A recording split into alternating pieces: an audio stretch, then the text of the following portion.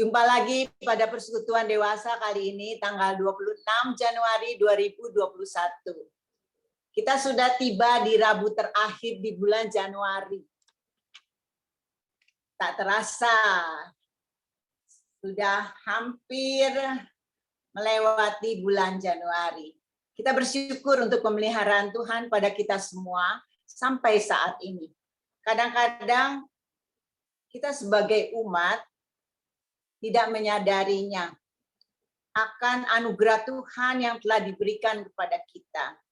Kita yang tadinya orang berdosa, ketika kita mau berserah kepadanya, kita diubah menjadi baru. Kegemaran lama kita telah lenyap, yang baru ada. Dan kita menjadi miliknya. Dengan penuh sukacita kita mau menyanyikan PKJ 200. Karena hanya satu bait, kita nyanyikan 2 kali. Diubahnya.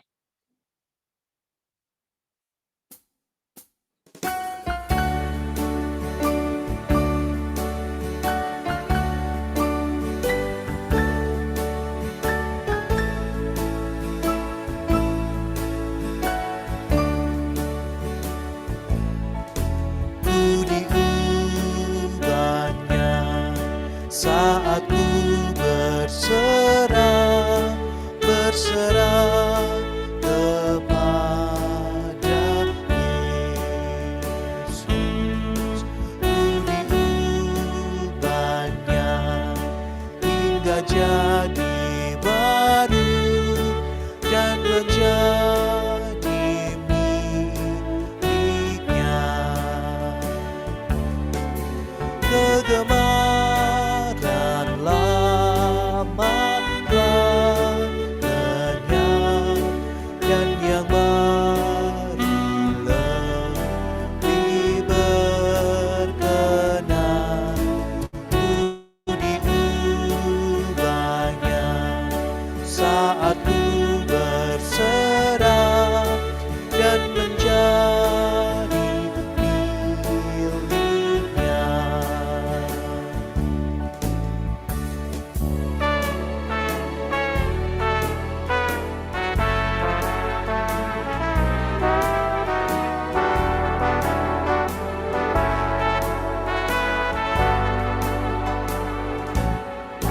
Ku diubahnya saat ku berserah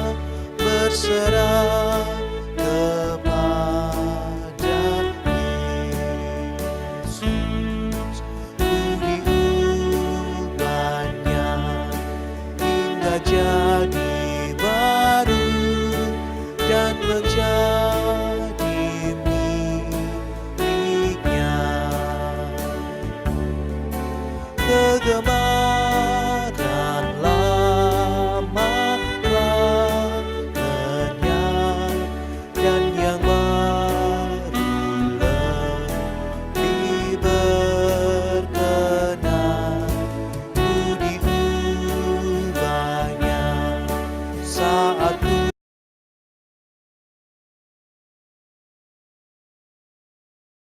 berserah dan menjadi miliknya.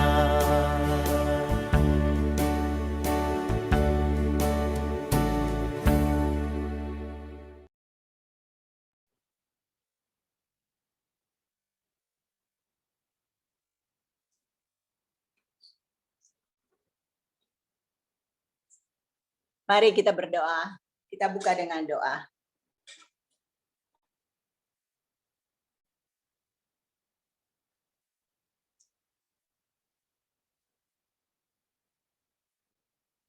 Bapa yang Maha Pengasih, kami datang padamu dengan penuh pengucapan syukur karena anugerah Tuhan yang telah kami terima.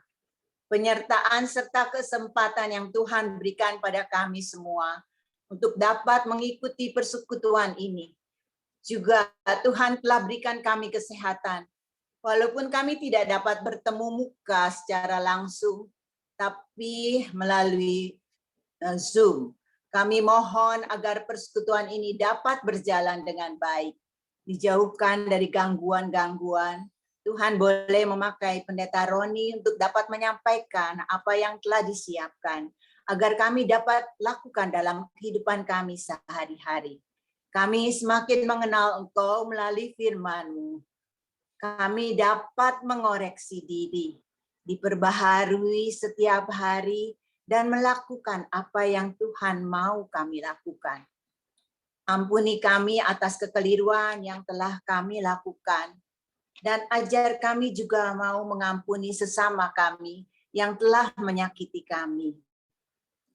Karena kami telah menerima pengampunan daripada-Mu. Kami berdoa bagi teman-teman yang tidak dapat mengikuti persekutuan ini karena sakit atau hal lainnya. Tuhan yang memimpin mereka dimanapun mereka berada. Bagi yang sakit, Tuhan akan memberikan pemulihan agar dapat berkumpul pada kesempatan yang akan datang. Ke dalam tangan kasih-Mu, kami panjatkan doa ini. Dalam nama Yesus Kristus, amin.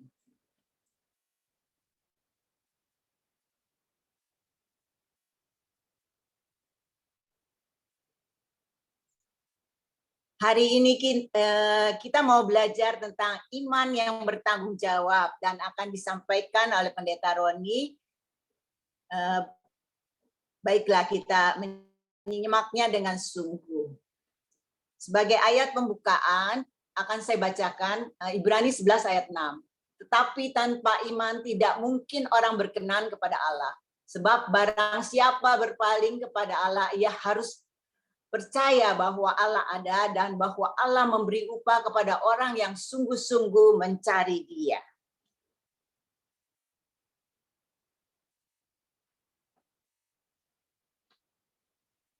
Sebelum kita memasuki pemberitaan firman Tuhan, kita akan menyanyikan PKJ 198 ayat 1 sampai 3.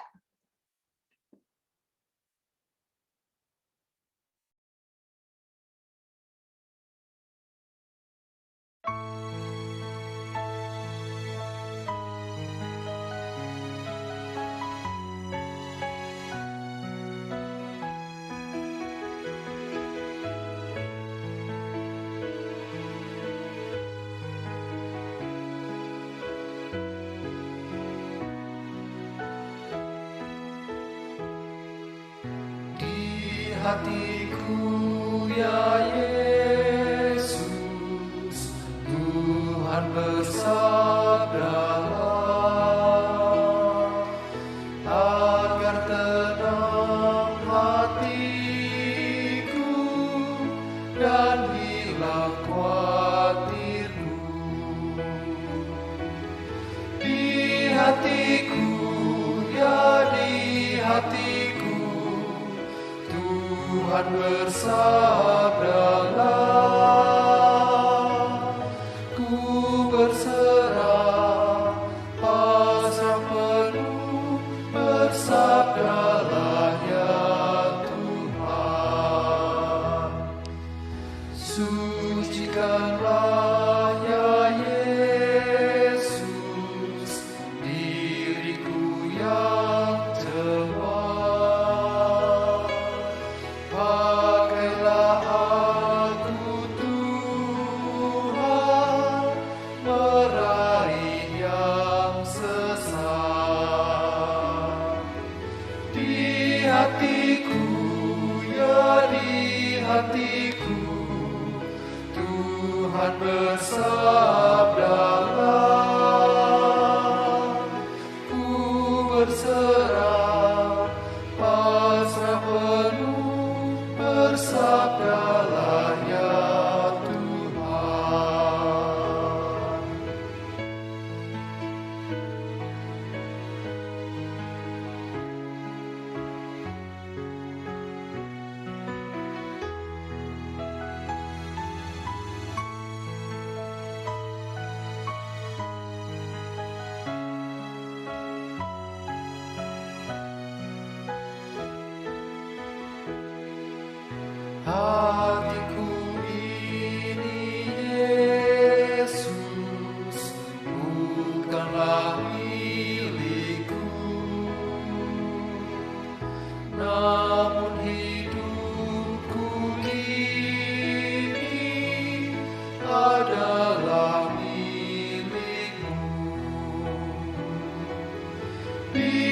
hatiku, ya di hatiku, Tuhan bersabdalah, ku berserah, pasrah penuh, bersabdalah ya Tuhan.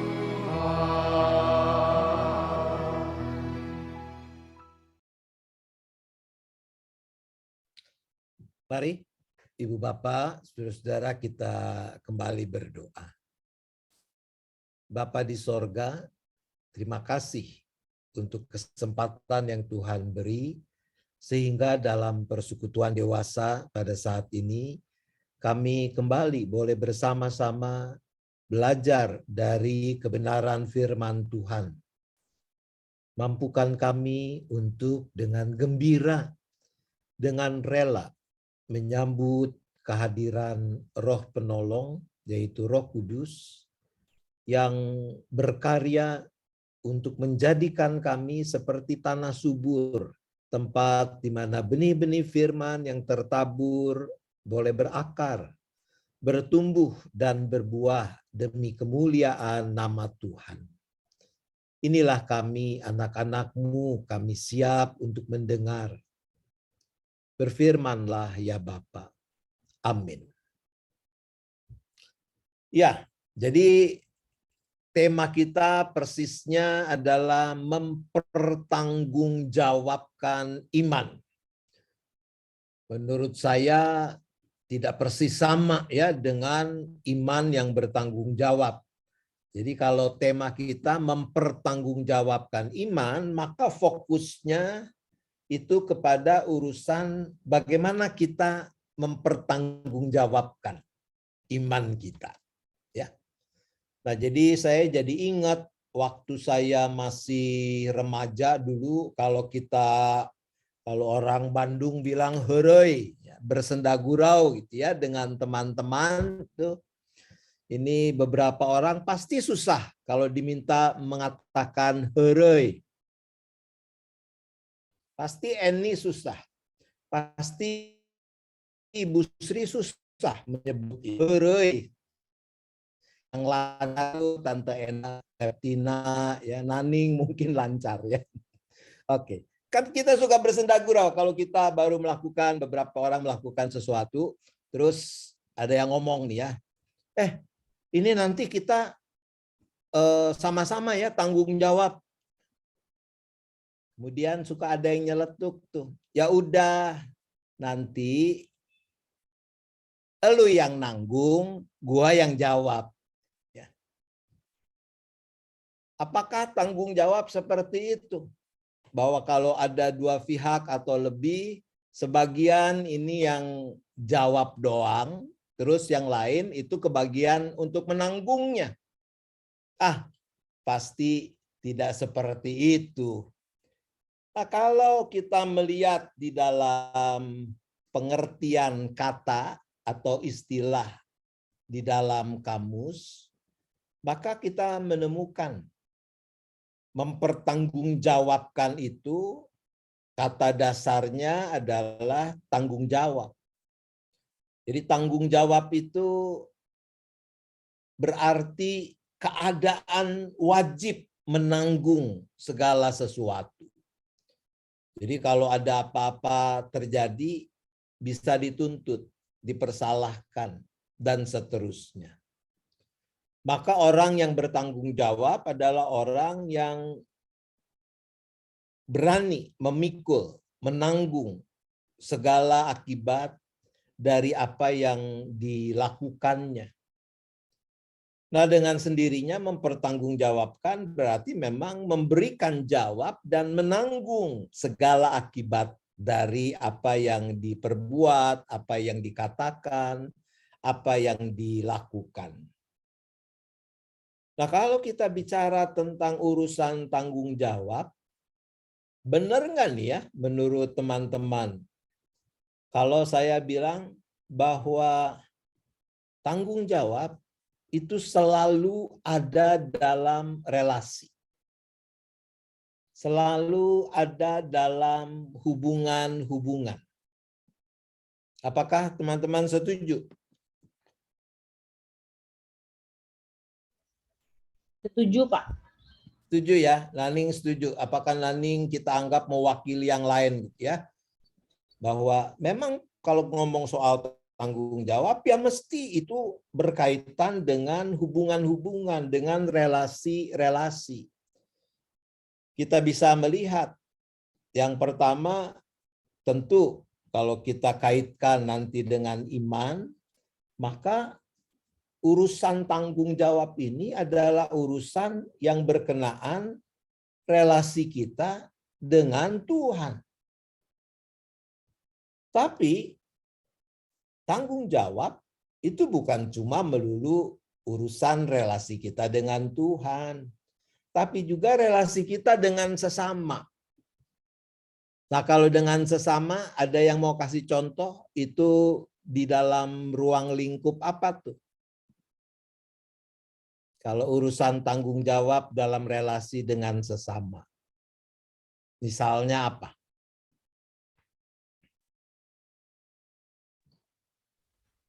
Dalam pekerjaan, Pak. Dalam pekerjaan. Ya, dalam pekerjaan. Tidak harus bahwa Anda adalah direktur sebuah perusahaan besar. Ya. Misalnya kalau dulu tuh masih dikenal istilahnya modiste katanya ya. Yang jahit pakaian. Si penjahit dia bertanggung jawab tuh. Kalau ternyata hasil jahitannya tidak sesuai dengan apa yang diinginkan oleh customernya, oleh pelanggannya. Mestinya lobangnya di depan, lobangnya di belakang. Ya, nah, ini si penjahit dia harus bertanggung jawab. Dan tentu bicara tentang pekerjaan-pekerjaan lain sampai kepada yang tentu lebih kompleks seperti businesswomen, seperti Ibu Ella, ya tanggung jawabnya lain lagi. Tapi ada urusan tanggung jawab di dalam pekerjaan itu. Ya. Baik, ada lagi tadi Ella udah buka mikrofon.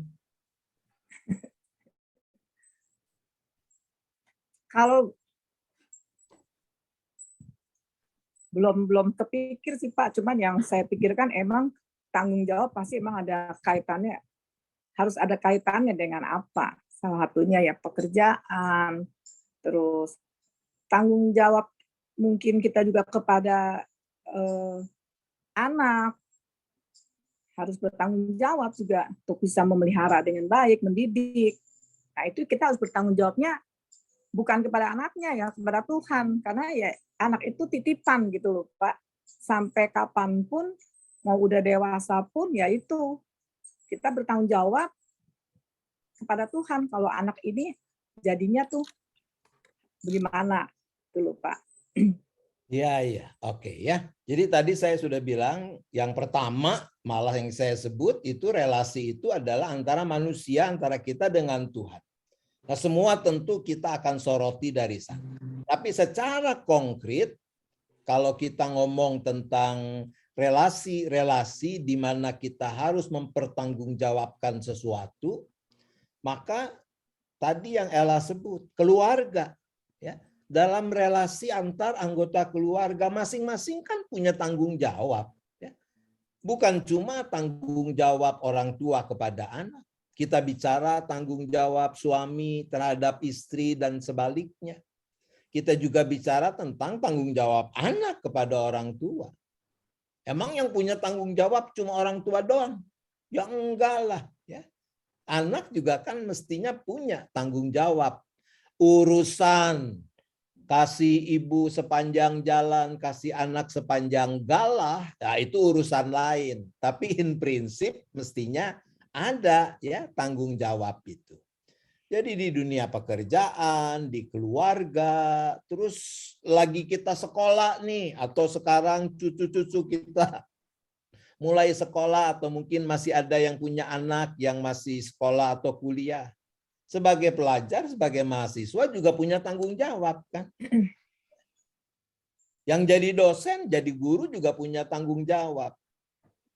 termasuk di dalam persekutuan kita sebagai gereja, sebagai jemaat.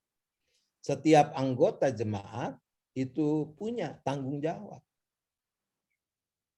Kalau yang gampang, komunitas-komunitas yang banyak dibentuk sekarang ini. Di kita juga ada ya berbagai komunitas yang formal maupun yang non formal. Yang gampang misalnya kalau ada grup arisan. Nah, tiap anggota peserta itu kan punya tanggung jawab. Ya. Terus yang mengkoordinir juga punya tanggung jawab. Ngingetin nih, ini udah tanggal 1 nih, ayo setor. Nah, kira-kira kan begitu. Ya. Urusan contoh yang sederhananya. Itu tanggung jawab. Sebagai anggota masyarakat, kita punya tanggung jawab. Sebagai warga negara, kita punya tanggung jawab. Yang paling gampang kalau kita ngomong pajak. Itu kan bagian dari tanggung jawab kita sebagai warga negara. Saya sebagai pendeta punya NPWP. Tiap tahun lapor, bikin SPT, sekalipun ada yang bikinin gitu ya. Dari majelis yang bantuin bikinin. Saya nggak mau pusing lah ngurusin yang begitu. Bikin renungan aja udah puyeng, ngurusin SPT lagi, kan? Nah, itu semua hidup kita ketika kita berelasi dengan berbagai pihak, nggak mungkin nggak ada tanggung jawab. Nah, tema kita mengatakan mempertanggungjawabkan iman. Kenapa ya? Kalau menurut teman-teman nih, kok iman pakai mesti dipertanggungjawabkan segala macam sih? Ada yang mau berpendapat? Kenapa iman pun harus dipertanggungjawabkan?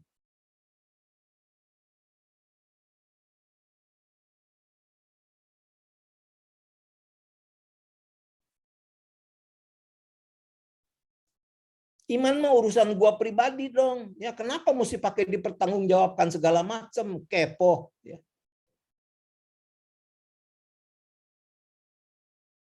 Pak, saya Setuju nggak kalau iman harus dipertanggungjawabkan? Harus, Pak. Harus, Pak. Harus ya? Harus. Ya. Kenapa? Sesuai komitmen, Pak. Sesuai komitmen. Sebab di dalam iman itu ada komitmen ya. Itu yang ngomong tadi teman kita Iin. Ya. Soalnya nggak kelihatan mukanya. Terus kalau yang pakai HP susah ngelacaknya. Ini suara siapa nih? Itu suara Iin. Ya. Iin bilang karena ada komitmen. Iman tidak pernah lepas dari komitmen. Oke, betul. Ya, terima kasih Iin. Tadi Ella mau berbagi juga. Ya. Setiap perbuatan kita itu harus sesuai dengan perkataan gitu loh Pak. Jadi semuanya tuh harus sinkron. Nggak bisa bilang kita anak Tuhan, tapi ya cuman misalnya kelakuan kita nggak seperti anak Tuhan. Oke. Nah ini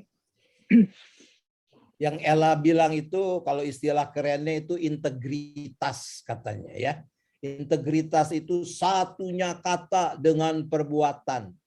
Tapi menurut saya ada yang kurang. Ya. Sebab kalau saya bilang nih, misalnya saya bilang pada siapa ya, katakan saya lagi ngambek, lagi emosi nih pada istri tercinta ya, ada di sebelah saya.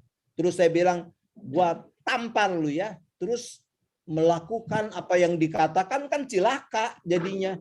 Ya, beneran ditabok kalau begitu. pintu. Enggak lah ya. Jadi kalau integritas menurut saya melakukan apa yang dikatakan sesuai dengan kebenaran Allah. Itu belakangnya jangan lupa tuh ya. Kalau cuma lihat jalan-jalan ke mall, lihat ada barang bagus, nggak punya duit, terus ngomong gua colong ya. Terus dicolong beneran. Itu kan bukan berintegritas artinya. Kalau nggak punya duit pakai kredit card. Pakai kredit card ya. Oke, baik ya. Jadi apa sih iman? Kenapa dia harus dipertanggungjawabkan? Saya udah sering ngomong, tapi saya mau ingatkan lagi. Ya. Jadi kata iman itu kita warisi dari kosakata bahasa Arab sebetulnya. Nah, Arab ini dekat dengan bahasa Ibrani. Jadi emunah yang kemudian juga kita kenal ada kata amin. Kalau bahasa Perjanjian Baru itu pistis. Ya, bukan pipis, ya pistis. Nah, dia artinya ada dua, nggak boleh dipisahkan sekalipun bisa dibedakan. Saya selalu bilang itu seperti dua sisi kalau kita punya uang logam tuh. Uang logam pasti kan ada dua sisi. Ya, nggak mungkin yang satunya polos gitu. Ya. Atau kita pasangin potret kita di situ. Itu ada sih uang-uangan jadinya. Ya. Mesti ada dua sisi. Nah, pistis, emunah, sisi yang pertama itu percaya. Jadi kalau aku beriman berarti aku percaya. Maka kalau aku bilang aku beriman pada Yesus Kristus, Dia Tuhan dan Juru Selamat.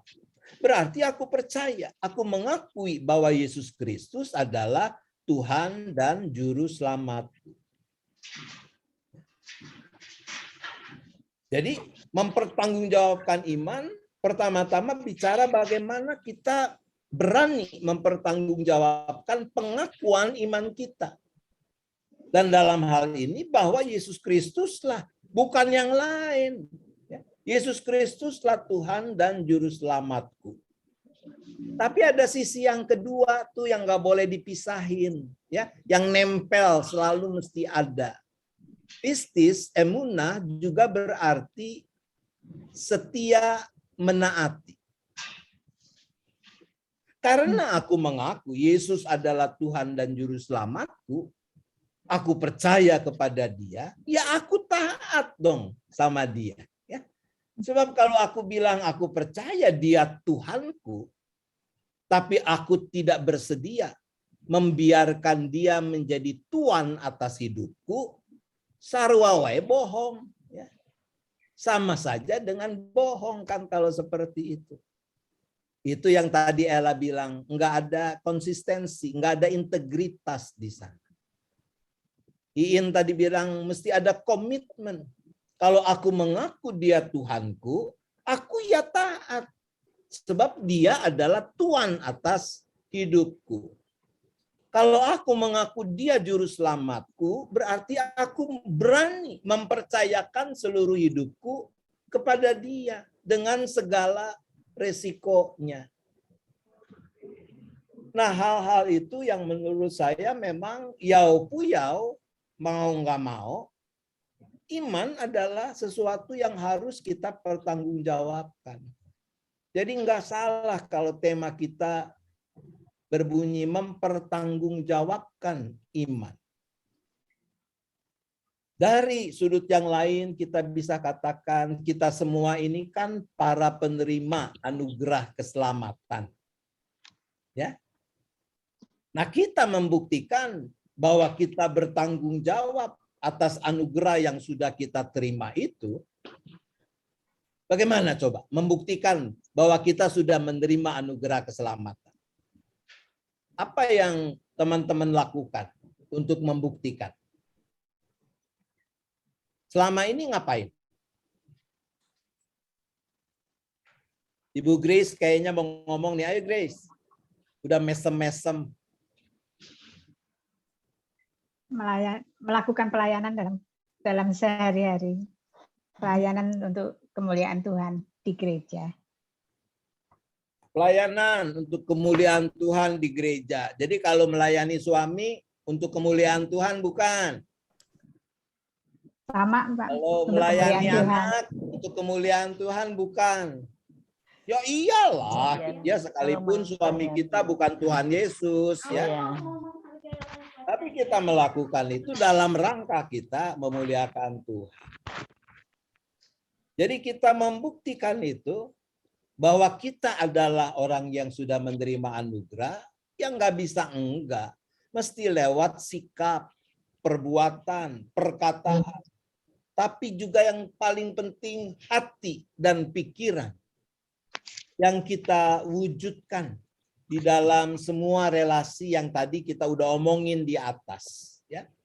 Jadi saya mau mengajak kita sekarang melihat beberapa teks terkait dengan bagaimana kita mempertanggungjawabkan iman baik kepada Tuhan maupun kepada sesama manusia. Yang pertama dulu ya, yang kepada Tuhan. Mari kita lihat dari Roma 14 ayat 12. Jadi di dalam Roma 14 ayat 12, ada yang udah ketemu?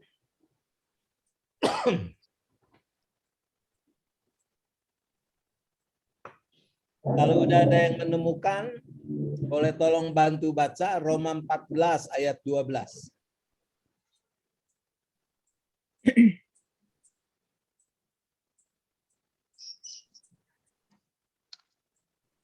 Roma 14 ayat 12. Demikianlah setiap orang di antara kita akan memberi pertanggungjawab tentang dirinya sendiri kepada Allah. Ya, Roma 14 ayat 12 tegas. Setiap orang di antara kita akan memberi pertanggungan jawab tentang dirinya sendiri kepada Allah. Jadi nggak bisa enggak tuh. Dalam relasi dengan Tuhan kita harus mempertanggungjawabkan. Apa yang kita pertanggungjawabkan? Ya tadi yang kita omongin, ya, yaitu tentang pengakuan percaya kita dan kesetiaan kita menaati apa yang menjadi kehendaknya. Beberapa ayat bicara tentang itu. 1 Petrus 4 ayat 5, ya, contoh yang lain. 1 Petrus 4 ayat 5. Boleh saya minta Ibu Sri Sunarsi?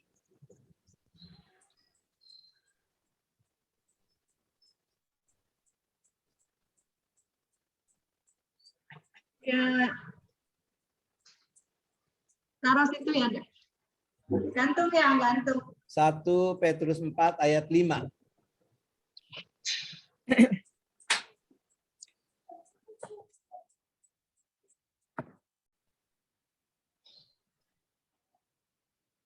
Sudah ketemu Bu Sri? Belum tak buka. Ya. Demikian juga kamu, hai orang-orang muda, tunduklah kepada 1 orang. Petrus 4. Oh, 1 Petrus 4. Maaf Pak, hilang lagi. Ya udah, nanti ya masih ada beberapa ayat ya. 1 Petrus 4 ayat 5 bilang begini, tetapi mereka harus memberi pertanggungan jawab kepada Dia yang telah siap sedia menghakimi orang yang hidup dan yang mati. Itu semua bicara tentang bagaimana kita satu saat kita harus mempertanggungjawabkan apapun juga.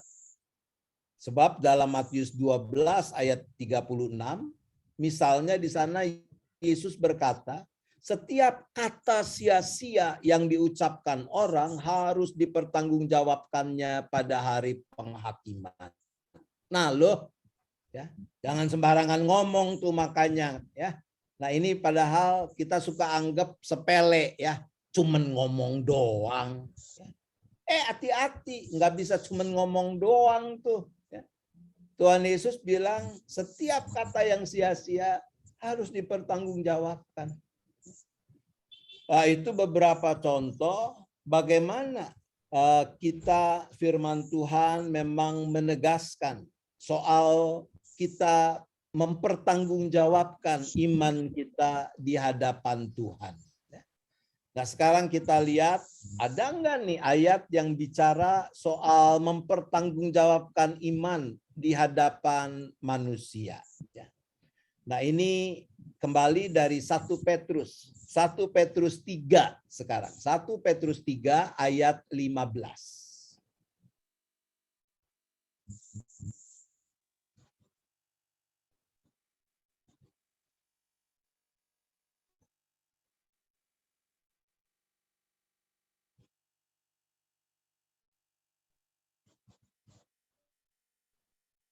Eli kayaknya udah nemu ya El ya. Tetapi kuduskanlah Kristus di dalam hatimu sebagai Tuhan, dan siap sedialah pada segala waktu untuk memberi pertanggungan jawab kepada tiap-tiap orang yang meminta pertanggungan jawab dari kamu tentang pengharapan yang ada padamu, tetapi haruslah dengan lemah lembut dan hormat. Ya, terima kasih Bu Sri ya. Jadi di dalam surat 1 Petrus 3 ayat 15 ini diingatkan juga kepada kita bahwa kita harus siap, disebut siap sedialah pada segala waktu. Untuk apa? Untuk memberi pertanggungan jawab pada tiap orang. Berarti kan kepada siapapun juga yang meminta pertanggungan jawab tentang pengharapan yang ada pada kita. Pengharapan itu kan nggak bisa lepas dari iman. Karena aku percaya Yesus adalah Tuhan dan Juru Selamatku, maka aku punya pengharapan di dalam Dia. Nah, tentu seperti 1 Petrus 3 mengatakan harus dengan lemah lembut dan hormat. Ya, jangan sampai malah mau mempertanggungjawabkan iman kita, pengharapan kita terus jadi batu sandungan. Ada yang minta dijelasin tentang Tuhan Yesus, tentang keselamatan. Kita udah ngomong panjang lebar, terus kita tanya, bagaimana kamu ngerti? Enggak tuh tadi ngomong apa ya? Dasar bego. Nggak boleh begitu ya. Karena itu tadi dikatakan harus dengan lemah lembut dan hormat. Paulus di dalam Kisah Rasul 26 ayat 2, dia mengatakan begitu. Ya Raja Agripa, aku merasa berbahagia karena pada hari ini aku diperkenankan untuk memberi pertanggungan jawab di hadapanmu terhadap segala tuduhan yang diajukan orang-orang Yahudi terhadap aku. Kita tahu Paulus dia mendapatkan banyak tuduhan, fitnahan. Paulus nggak mau pusing, mesti ngejawabin satu-satu ya. Ada banyak orang yang rese, orang kepo di sekeliling kita. Ya. Nggak usah diladenin. Capek ngejawabin satu-satu. Tapi ketika ada kesempatan yang tepat, yaitu di hadapan Raja Agripa, itu yang dikatakan dalam Kisah Rasul, Paulus pakai kesempatan itu. Bukan untuk membela diri. Tapi dikatakan untuk mempertanggungjawabkan. Karena ada tuduhan-tuduhan. Nah, kita dalam rangka tanggung jawab kita memang harus ada saatnya kita harus mengatakan, mengungkapkan. Ya di atas yang ya, tidak di atas yang tidak. Sebab kalau kita membiarkan orang punya pandangan yang keliru, yang salah tentang apa yang kita perbuat, akhirnya kita juga jadi ikutan salah. Kita membiarkan mereka punya pikiran yang keliru. Tapi itu sekali lagi harus mengacu pada 1 Petrus 3 tadi. Haruslah dengan lemah lembut dan hormat. Jadi ayat-ayat itu menurut saya mengingatkan kita tadi. Bahwa kalau kita bicara tentang iman, dia meliputi semua aspek. Berarti semua relasi yang kita jalin. Di sana harus nyata. Komitmen kita, integritas kita sebagai pengikut Kristus tadi. Maka akhirnya akan ada buah yang nyata dari pertanggungjawaban iman yang kita lakukan. Mari kita lihat sekarang Matius 25 ayat 21.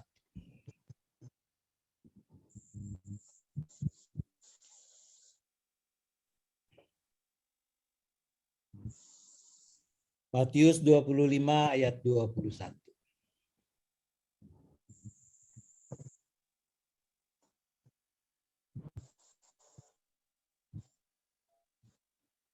Yang belum berkesempatan membaca, apakah ada yang lain yang mau membacakan? Saya, Pak. Yuk, silakan. Maka kata tuannya itu kepadanya, baik sekali perbuatanmu itu, hai hambaku yang baik dan setia. Engkau telah setia dalam perkara kecil, aku akan memberikan kepadamu tanggung jawab dalam perkara yang besar.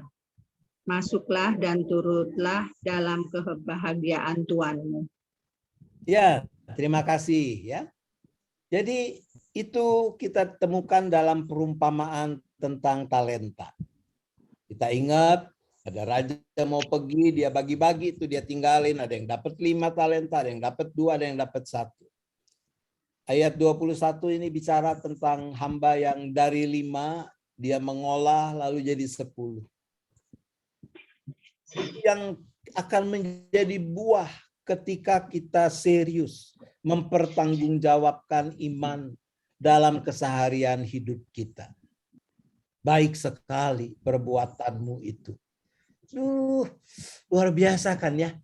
Kalau kita bayangkan satu saat Tuhan mengatakan itu kepada kita. Mengatakan itu kepada Tante Enda, kepada Ibu Suryanti, Ibu Liana, kepada Eli, pada Grace, kepada Christiana, dan seterusnya. Bayangin, Tuhan dengan senyum, dengan penuh sukacita dia bilang, baik sekali perbuatanmu itu, hai hambaku yang baik dan setia. Engkau telah setia dalam perkara kecil. Aku akan memberikan kepadamu tanggung jawab dalam perkara yang besar. Masuklah, turutlah dalam kebahagiaan Tuhan. Pernah nggak ngebayangin itu terjadi pada diri kita? Seneng nggak? Wah, bukan cuma seneng kan, seneng banget gitu kan? Betapa kita akan bersukacita ketika itu terjadi. Tidak gampang untuk mempertanggungjawabkan iman kita. Apalagi ketika kita sekarang lebih jelas diingatkan, itu menyangkut semua aspek kehidupan kita. Enggak gampang. Ya. Kalau cuma di gereja doang, masih bisa lah. Ya. Kalau cuma soal urusan kegiatan pelayanan di gereja, masih bisa. Tapi ketika dia bicara semua aspek kehidupan kita, menjadi tidak mudah. Tapi di sana terjadi proses bagaimana iman kita terus bertumbuh. Masih ingat ya, kalau tanggung jawab itu bahasa Inggrisnya apa?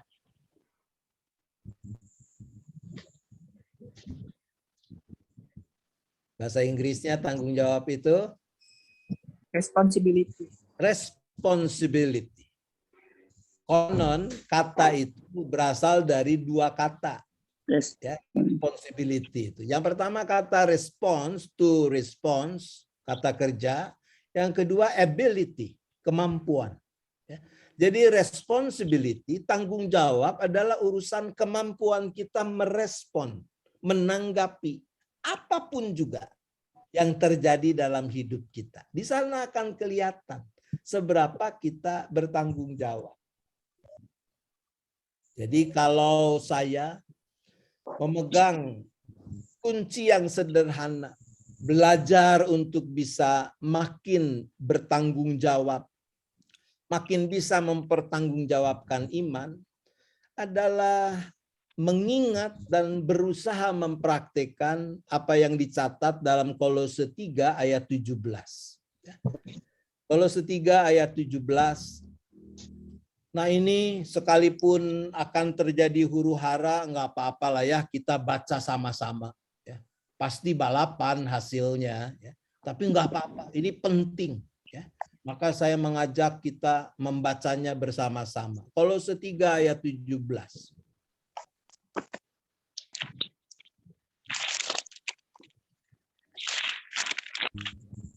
Oke, kalau sudah siap ya, mari setelah hitungan 3 kita baca bersama-sama. Kolose 3 ayat 1 ayat 17. 1, 2, 3. dan segala sesuatu yang kamu lakukan dengan perkataan atau perbuatan, lakukanlah semuanya itu dalam nama Yesus sambil mengucap syukur oleh Dia Allah Bapa kita. Iya, halo. Pegang itu, praktikan itu. Oh, Ega petang. Maka kita ada di dalam jalur yang benar untuk mempertanggungjawabkan iman kita. Itu yang bisa saya sharekan. Silakan kalau ada yang mau merespon. Boleh bertanya, boleh juga berpendapat.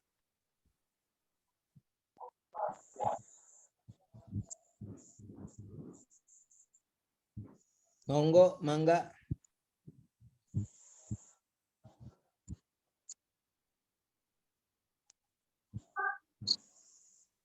Roni, Ya. Bapak kalau martir itu termasuk mempertanggungjawabkan iman tidak? Martir, ya. Jadi kita martir itu tahu ya. Martir itu bukan yang gerakan 12-12, ya bukan ya. Itu bukan martir itu ya. Yang mati syahid supaya dapat malaikat 7, bukan ya. Jadi kalau kita bicara tentang martir, kita bicara tentang orang-orang yang berani mempertahankan keyakinan imannya sekalipun harga yang harus dibayar adalah nyawanya. Jadi contoh yang pertama tentu adalah Yesus sendiri. Kalau dia ikutin maunya orang banyak, udah. Sebetulnya dia aman, damai, sejahtera, sentosa. Para rasul itu adalah martir. Kecuali Yohanes, menurut sejarah, semua mati karena dibunuh. Ada yang ditemplungin ke minyak mendidih, ada yang disalib dengan kepala di bawah, ada yang dipancung, dan sebagainya. Dan sejarah gereja mencatat ada begitu banyak juga orang-orang lain yang bersedia demi keyakinan iman dan kesetiaannya kepada Tuhan, rela berkorban nyawa. Ya. Itu betul, Ning. Jadi martir itu adalah orang-orang yang berani membayar harga paling mahal dari kesetiaan kepada Tuhan, mempertanggungjawabkan imannya tadi. Ya. Enggak kayak banyak orang lain juga sih, cuma urusan mau kepengen naik pangkat, Tuhannya dijual, ya, ditukar tambahin dengan pangkat. Pengen kawin, Tuhannya juga dioper, ya. Oke, terima kasih. Ada lagi? Mungkin satu lagi.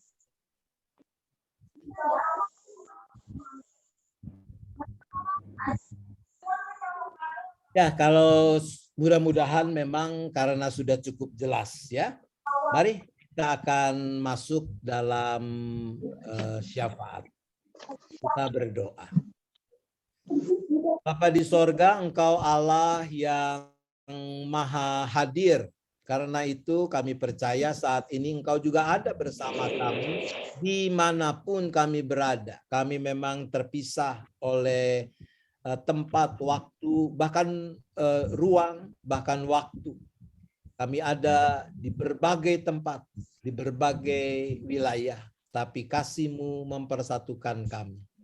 Maka dengan sehati saat ini kami datang, kami mohon Tuhan beri kami hikmat, beri kami kekuatan, supaya di dalam keseharian hidup yang kami jalani dan sampai pada akhirnya kami bisa mempertanggungjawabkan iman kami. At any cost, dengan harga apapun yang kami harus bayar, biarlah kami mau bersungguh-sungguh mempertanggungjawabkan iman kami, mempertanggungjawabkannya kepada Tuhan lewat pertanggungjawaban yang kami praktikkan dalam relasi dengan sesama kami, mulai dari keluarga, jemaat, tempat kerja, masyarakat, dan seterusnya. Ya Bapa, sebagai salah satu bagian kecil dari pertanggungjawaban iman kami, yaitu kami juga mau sehati mendukung saudara-saudara kami yang ada dalam pergumulan-pergumulan mereka, terutama buat yang sakit atau yang dalam pemulihan. Maka kami berdoa ya Bapa untuk Angel yang masih harus terus menjalani pengobatan, juga untuk Loan, untuk Damayanti, dengan proses-proses yang tetap ia masih harus jalani. Juga kami berdoa untuk Erita, untuk yang lain-lain yang masih di dalam proses untuk pemulihan kesehatan. Kiranya Tuhan, Engkau yang tetap campur tangan, Tuhan yang boleh menjamah dengan tangan kasih-Mu yang penuh kuat kuasa, Bapa yang kuduskan, sempurnakan upaya-upaya pengobatan, juga obat-obat yang dipakai, sekiranya ada peralatan yang digunakan, Tuhan jadikan semua itu sebagai sarana yang baik untuk memberi kesehatan yang cukup yang diperlukan oleh saudara-saudara kami ini. Engkau juga ya Bapa yang menambahkan kesabaran, sukacita, baik kepada si sakit maupun keluarga. Sekiranya ada yang memang masih membutuhkan waktu untuk pemulihan itu. Bahkan Tuhan, Engkau juga yang cukupkan semua yang diperlukan untuk upaya-upaya pengobatan, perawatan yang dijalani.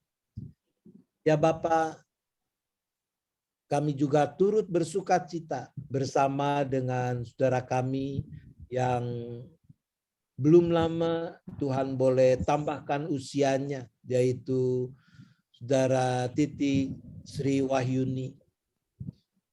Kami bersyukur bersama Yuni untuk pertambahan usianya yang adalah anugerah Tuhan itu. Dan kami juga memohon Tuhan yang boleh tetap memberkati Yuni seisi keluarga. Tuhan yang boleh berikan kekuatan, kesehatan tubuh, rezeki yang cukup. Dan yang terutama Tuhan tetap pelihara iman, pengharapan, Yuni bersama dengan suami, anak-anak, para menantu, cucu-cucu, Tuhan Engkau yang boleh terus topang mereka. Dan mereka juga boleh memberi hidup mereka untuk memuliakan Tuhan. Bapa, kami terus berdoa bagi kehidupan bangsa dan negara kami dengan pandemi yang belum usai, bahkan belakangan muncul varian baru yang juga dengan relatif cepat merebak kemana-mana. Korban karena terpapar virus varian baru ini dari hari ke hari memang bertambah. Tapi kami percaya bahwa Tuhan tidak tinggal diam. Tuhan juga berkarya.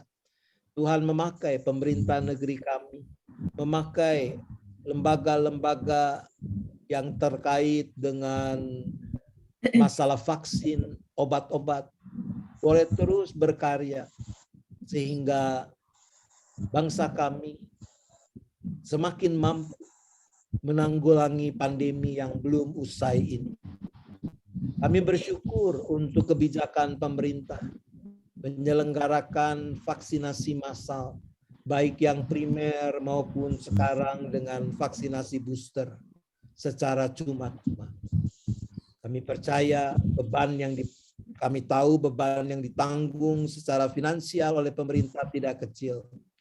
Tapi Tuhan jugalah yang akan memberikan jalan keluar untuk bisa menanggungnya.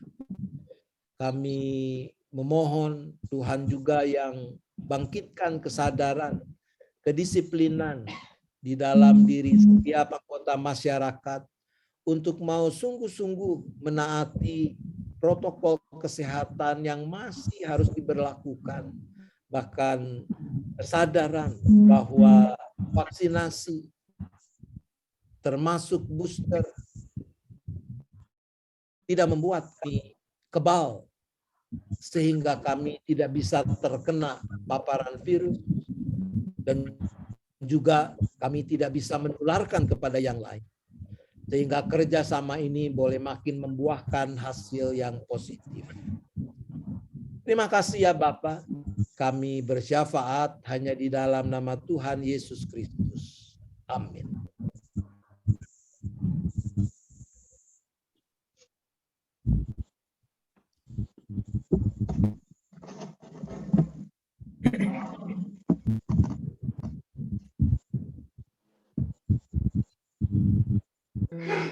Ayat persembahan diambil dari Kolose 3 ayat 17. Segala sesuatu yang kamu lakukan dengan perkataan atau perbuatan, lakukanlah semuanya itu dalam nama Tuhan Yesus sambil mengucap syukur oleh Dia kepada Allah Bapa kita.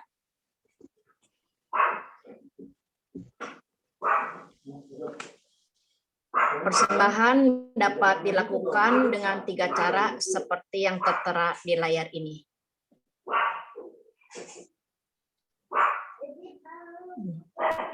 Mari kita menyanyi di KJ 291 ayat 1, 2, dan 4. Mari bersyukur semua.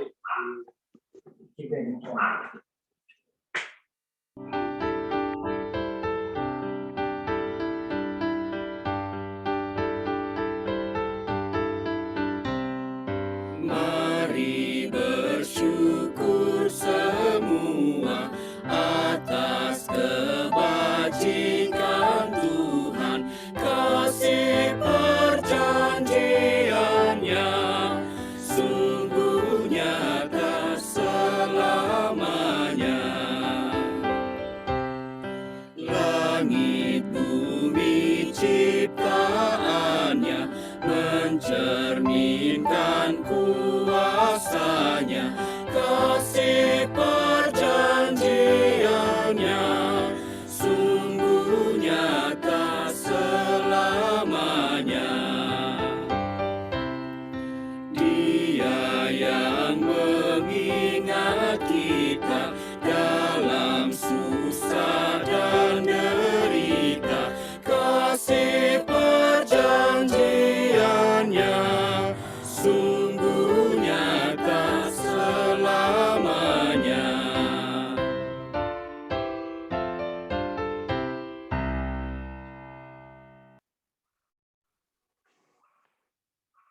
Mari kita berdoa.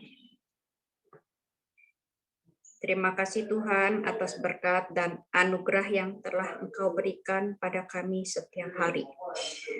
Saat ini kami memberikan persembahan, berkati dan kuduskanlah persembahan ini. Kiranya persembahan ini berguna dan dapat dipakai hanya untuk kemuliaan nama-Mu saja. Dengar doa kami ini, dalam nama Tuhan Yesus, Juru Selamat kami yang hidup. Amin.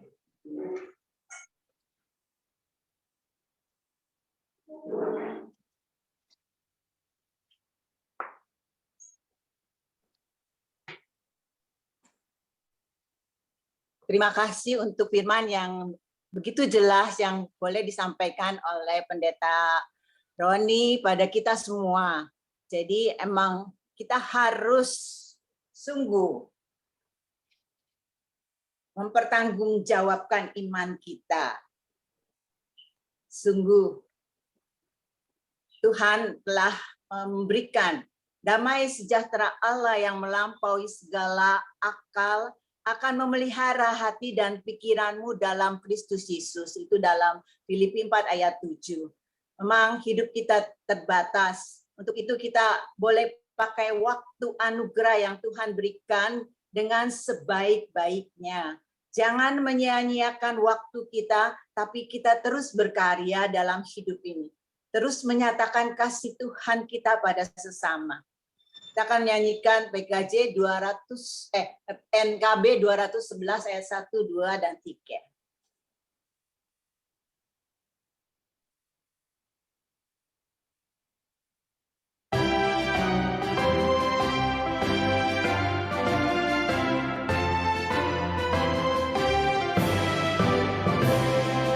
Pakailah waktu anugerah Tuhanmu, hidupmu singkat bagaikan kembang, mana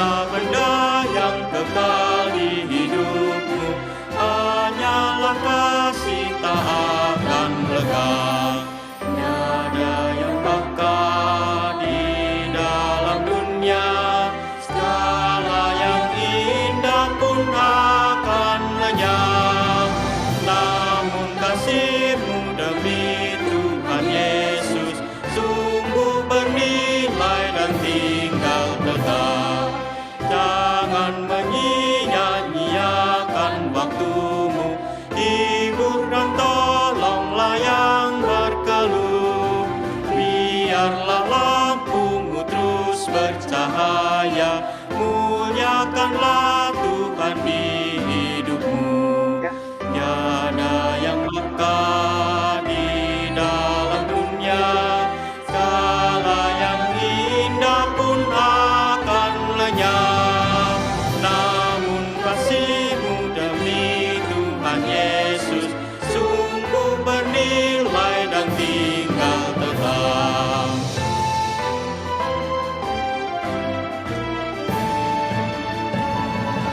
Karya jerih-Mu demi Tuhan Yesus kan dihargai benar oleh-Nya. Kasih yang sudah Kau tabur di dunia, nanti Kau tuai di surga mulia. Tiada yang bakal di dalam dunia, segala yang indah pun akan lenyap. Namun kasih-Mu demi Tuhan Yesus sungguh bernilai dan tinggal tetap.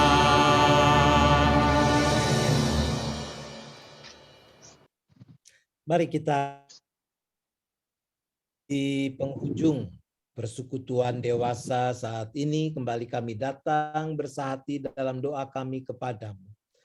Kami masih akan melanjutkan aktivitas kami sepanjang hari ini, bahkan menjalani masa hidup yang Tuhan masih anugerahkan kepada kami.